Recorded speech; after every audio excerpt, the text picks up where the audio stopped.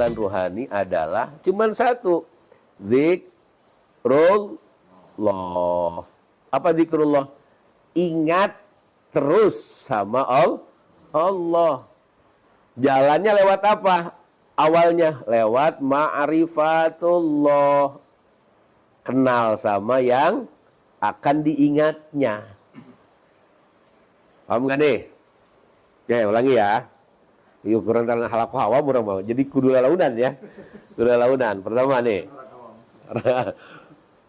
Kata Nabi, kita itu terbagi 3 nantinya. Pertama, sepertiga untuk cacing. Apa itu? Jasad. Yang kedua, ruhani kita kembali kepada Allah. Karena ilaihi rajiun kan gitu. Ilaihi rajiun. Ini yang ketiga, amal. Amal apa? Apa amal sedekah jariyah atau amal apa? Ternyata amal di sini adalah amal yang bisa membuat rohani kita bisa kembali kepada Allah. Cuman satu, apa? Orang yang selalu ingat dengan Allah. Yang kalau pertanyaan mungkar nakir itu apa sih? Manrobuka ya? Gitu kan? Manrobuka ya kan ya? Pertanyaan mungkar nakir, gini. Kita itu kan sekarang ada di mana? Ada di alam dunia, ya kan?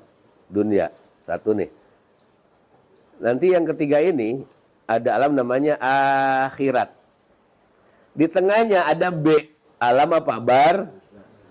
Barza, alam batas antara dunia dan akhirat. Berarti ini kan interogasi. Alam interogasi. Dari siapa? Munkar dan nakir kan? Interogasi. Alam interogasi. Kalau yang lolos berarti kesini. Man robuka. Misalnya kan itu. Aman Nabi juga kesini kan? Kalau yang nggak lolos kemana? Itu pertanyaannya. Nggak lolos ini nggak bisa jawab itu gitu. Nggak bisa jawab ini nih. Interview ini nih. HRD yang di sini nih. Nggak lolos itu kan. Berarti nggak ke akhirat dong. Belum ke akhirat. Karena ke akhirat mah otomatis dia baliknya kemana? Ke Allah. Bukan ke surga atau neraka. Kan ilaihi rojiun. Kembali kepada Allah. Ke alam akhirat itu. Bukan kembali pada surga dan neraka. Orang-orang yang nggak bisa jawab pertanyaan ini, akhirnya dia nyari-nyari jalan supaya bisa ilaihi rojiun. Berarti di sini terus kan gitu. Sampai terus-terusan saudaranya ngirimin Fatihah, ininya ngirimin Fatihah, orang tuanya ngirimin Fatihah, keturunan-keturunannya ngirimin Fatihah, terus jadi syafaat dari Fatihah itu keberkahannya. Makanya kan kalau kita mendoakan orang yang tidak seiman itu nggak nyampe. Apa sebabnya? Ya kan kena admin 6.500 beda bank. beda server kan. Udah punya orang dalam. Udah server kan itu. Udah server. Ya ini nih, padanya begini. Padanya begini kan. Nah berarti kemana nih? Yang harus kita kembali kepada Allah. Kepada Allah. Ya orang yang nggak bisa jawab pertanyaan, kemana coba? Di neraka. Neraka berarti di mana? Ya ini nih, di sini nih. Di akhirat mah nggak ada neraka. Adanya siapa? Allah, ilaihi rojiun. Iya kan? Kayak gitu kan? Nah, terus pertanyaannya apa sih? Pertanyaannya apa yang ditanyakan? Dulu, masih ingat gak? Waktu di alam primordial, di alam alastu. Apa pertanyaan Allah pada kita? Alastu birabbikum. Di alam primordial nih. Alastu birabbikum. Di alam ini ya, primor. Dia. Cuman satu. Alastu birabbikum. Apakah aku bukan Tuhanmu? Mananya gimana? Lalu kita jawab, bala. Iya, engkau adalah Tuhanku. Itu bukan hanya sebatas pengakuan, tapi diisi dengan keyakinan. Kalimatnya bala. Oh, kan tenan, kan tenan. Bukan hanya sekedar muhun. Bala itu. Lamun cenah bahasana na'am di Quran, nah itu muhun, gitu aja. Tapi pakainya bala. Oh, kan tenan. Apa artinya? Maksudnya apa? Pasti saya akan terus ingat, saya akan terus menyembah, saya akan terus bla bla bla bla bla segala macam. Berarti pertanyaan di barzah itu apa pertanyaannya? Pertanggungjawaban kan? Kunaon atuh maneh jadi poho. Nah, tong kawinit ya gitu. Ya kan? Kenapa gue jadi lupa? Pertanyaannya gitu. Akhirnya dia tidak bisa kembali dulu kepada Allah. Oke? Jadi amal, sepertiga amal itu amal apa? Amal zikrullah. Permasalahannya zikrullah yang benar ini harus melalui seorang mursyid. Nah, gitu kan? Yang dicontohkan oleh Rasulullah Shallallahu Alaihi Wasallam. Oke, oke, itu dulu ya. Ya, jadi melihat Allah itu di mana? Di akhirat, alam akhirat. Alam akhirat itu kapan? Balik lagi ini ke yang tadi. Balik ke yang tadi gimana Pak tadi ya? Nggak apa-apa lah, lanjut sini aja lah ya. Oke.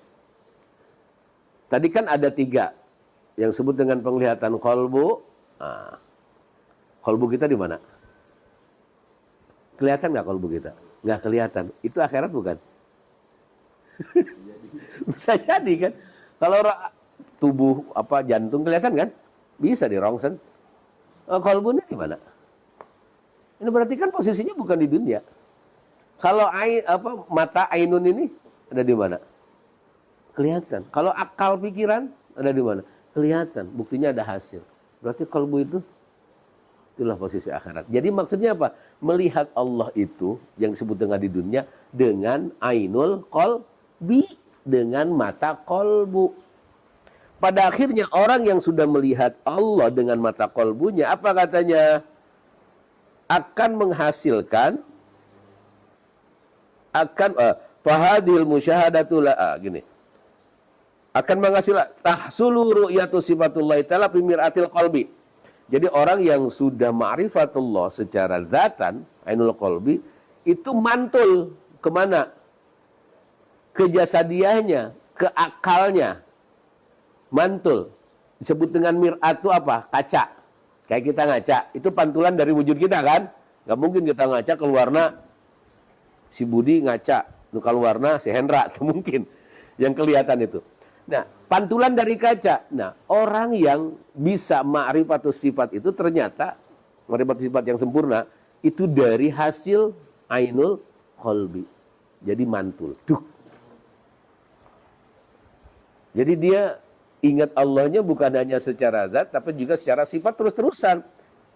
Oh iya ya benar. Segala sesuatu dianggap sebagai kebaikan pada akhirnya meskipun menyakitkan.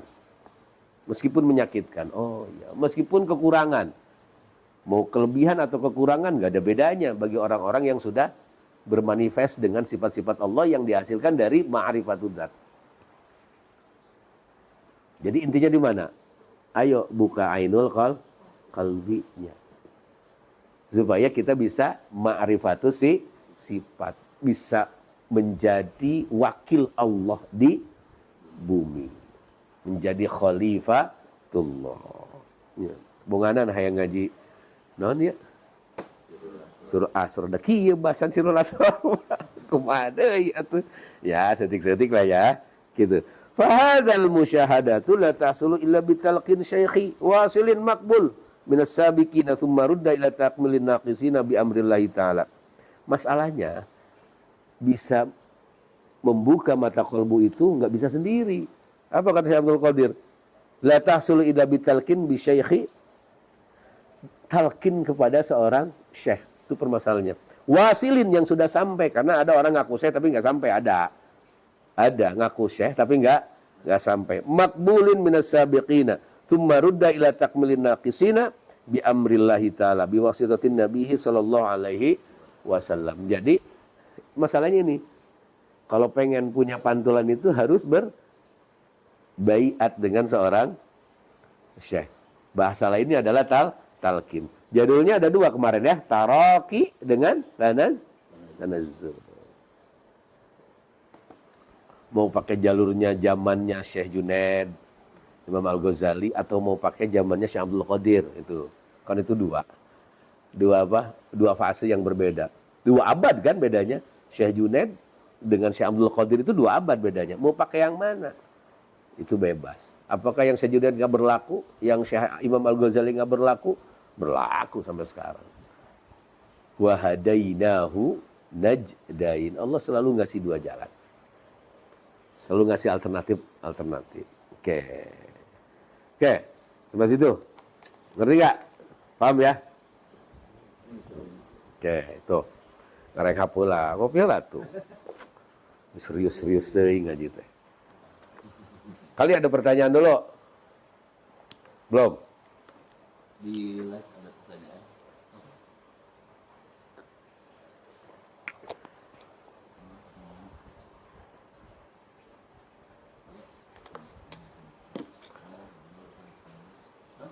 Ada nih, apa? Kasih foto. Foto. Diana. Diana. Tanya.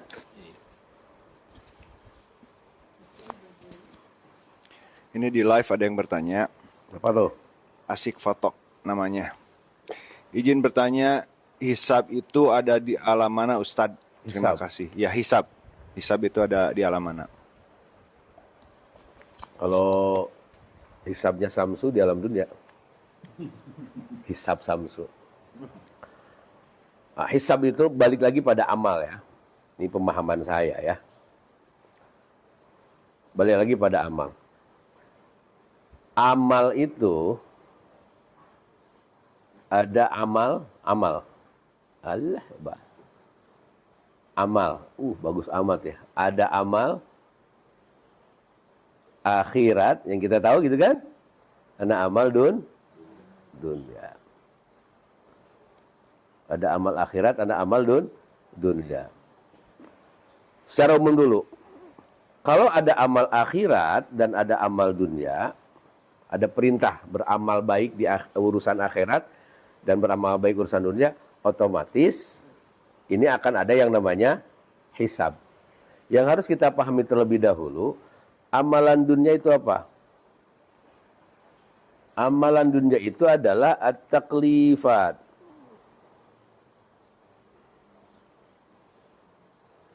Kewajiban-kewajiban kita. Salat, zakat, puasa, haji. Itu amalan dunia apa amalan akhirat? Karena kelihatan kan? Takbirnya kelihatan. Orang nggak sholat, dihisab nggak? Apa hisabannya? Kalau nggak sholat, nggak tenang. Karena hasil dari sholat itu apa? Tanha anil fasya wal munkar. Terhindar dari perbuatan keji dan orang kalau salah satunya aja ingkar terhadap yang 5 itu, berarti dia dihisab. Kapan dihisabnya? Fa'amma apa? Ayat Qur'annya? Wa may ya'mal mithqala dzarratin khairan yarah wa may ya'mal mithqala dzarratin syarran yarah. Amalan dunia ini ya langsung dihisabnya di mana? Di dunia. Kalau amalan akhirat apa? Cuman satu. La tusyrik billah. Ini yang akan dipertanggungjawab di akhirat. La tusyrik billah. Ini hisaban di akhirat ini paling berat. Karena apa? Kita di dunianya sholat misalnya, puasa, zakat, haji pakai versi tasawuf ya, bukan versi syariat lagi, pakai versi tasawuf. Kita sholat, puasa, zakat, haji. Tapi kalau ketika sholatnya tidak ada Allah, ketika ibadah tidak ada Allah, nah, berarti kan itu bermasalah amal akhiratnya. Sedangkan yang akan kembali ke sana itu bukan badan kita, tapi rohani kita. Oke, pemahaman tentang hisab. Hisab itu kan ada yang hisab kata lainnya dari apa? Jaza sebetulnya, balasan, perhitungan dan balasan. Hisaban itu ada yang menghasilkan yang baik, ada yang menghasilkan yang kurang baik ya gitu. Positif dan negatif. Kalau kita mengerjakannya baik, hisabannya baik berarti aman. Makanya lamun qolat halal mah kieu. Aduh, ieu naon? Hirup kieu we, usaha kieu we. Salatna we benerkeun. Salatna benerkeun heula. Salat bener mah insyaallah duniana bener. Ka dunya kaitanna. Da bener eta teh. Salatnya benerkan. Karena salat itu imaduddin, tiang agama. Bukan agama yang disebut dengan cara global, tapi agama bagi diri kita juga. Penghidupan kita. Sholatnya bener kan? Sholatnya bener mah beres. Ngaji heula parukuran anu beres, bacaannya bener kan segala macam. Udah bener itu teh. Omongan-omongan kolot gitu. Lalu bacakan sholawat nu bener, baca sholawat nu bener nu loba karena akan ada hisaban yang baik gitu kan. Nah, jadi kalau pertanyaannya di mana? Dua-duanya ada, dunia dan akhirat. Kita sakit di dunia, kita celaka di dunia, bisa jadi hasil dari hisaban perbuatan kita. Begitu juga ketika kita naik, bisa jadi hasil dari hisaban, kebaikan. Cuma nanti kan pembahasannya nanti melebar. Karena yang baik itu, yang diberikan Allah belum tentu juga itu merupakan hal yang baik juga. Jadi di sini juga kadang-kadang kan ada orang, kalau di Islam berarti ribet banget ya. Orang yang mengerjakan rukun Islam juga belum tentu masuk surga. Kalau di hatinya masih ada musyrik, nggak kayak tetangga sebelah bersama tua, bersama bapak di surga kan. Tetangga sebelah bahkan gitu cepat. Makanya di Eropa payu. Di Eropa payu karena bersama bapak di surga. Di urang bukan teu anu salat bae ge tentu asup surga gitu. Nan sababna karena dalam Islam itu ada istilah alladzina amanu. Ini satu lagi wa amilus solihati. Amal soleh itu akhirnya dipaksa menjadi terbagi dua. Amal soleh yang hanya menjadi amal kebaikan, amal soleh yang memang benar-benar sebagai manifestasi dirinya ketika melakukan tersebut. Manifestasi dari siapa? Dari Allah Subhanahu wa Ta'ala. Gitu. Syaratnya apa? Beriman. Udah beriman, imannya pakai untuk melakukan amal soleh. Jadi tidak semua amal soleh itu disebut amal soleh. Karena ada amal soleh, kalau amal soleh itu kaitannya dengan bahasa ya, hanya sebagai amal baik. Amal soleh yang apa? Yang tidak ada iman. Dan ini berhak, amal soleh ini berhak untuk semua orang. Amal baik ini berhak untuk semua percayaan dan keyakinan. Gitu ya. Jadi hisaban itu dunia dan akhirat. Hasibu anfusakum qabla an tuhasabu, misalnya itu ada kalimat itu. Artinya kita bertindak tuh harus hati-hati. Berpikir harus hati-hati. Bukan bertindak yang harus hati-hati. Kalau berpikir mah bebas, udah gak ada yang bisa ngalangin. Mau mikirin apa kayak mau mikirin Maria Ozawa bebas, terserah. Mau mikirin apa bebas, terserah. Gak ada yang bisa ngalangin pikiran kita, gak ada. Yang harus hati-hati itu dalam bertindak. Kalau berpikir apa bebas. Makanya berpikir pengen ini, ya terserah. Silakan, harapan silakan. Mau dapat gunung emas, mau apa segala macam. Dan gak ada yang ngalangin. Gak ada yang ngalangin kalau pikiran mah. Oke, baik gitu ya. Jadi hisaban itu gimana? Dunia dan akhirat dua-duanya. Yang dihisab di dunia amalan dunia kita, yang dihisab di akhirat ya satu. Amalan rohani, apa itu? La tusyrik billah. Kalau ini belum bisa, berartinya itu. Akhiratnya delay. Balik ke akhiratnya delay. Oke. Lanjut dulu sambil nunggu pertanyaan yang lain. Ya, sekarang itu per paragraf ya. Sekarang paragraf bedanya. Fa innal auliya lil khawasi mursaluna. Oh, bukan itu. Lil awam, ya benar ini. Fa innal auliya lil khawasi mursaluna la lil awam. Farqon bainan nabi wal wali. Nah, sekarang ada apa sih perbedaan nabi dan wali? Perbedaan nabi dan wali. Jelas beda. Dalam khawarik aja kalau nabi disebutnya apa? Mukjizat. Kalau wali disebutnya karomah. Apa perbedaan nabi dan wali? Qalan nabi fa innan nabi yursalu ilal awami wal khawas. Nabi itu diutus untuk orang awam dan orang-orang khusus. Orang-orang awam, orang-orang ahli syariat, dan orang-orang yang ahli syariat dan hakikat, gitu deh, kalau bahasa ilmiahnya. Untuk orang-orang khusus dan orang-orang umum, tuh, Nabi. Jami'an, mustaqillan bin nafsi, wal wali al-mursyid yursalu lil khawasi faqat.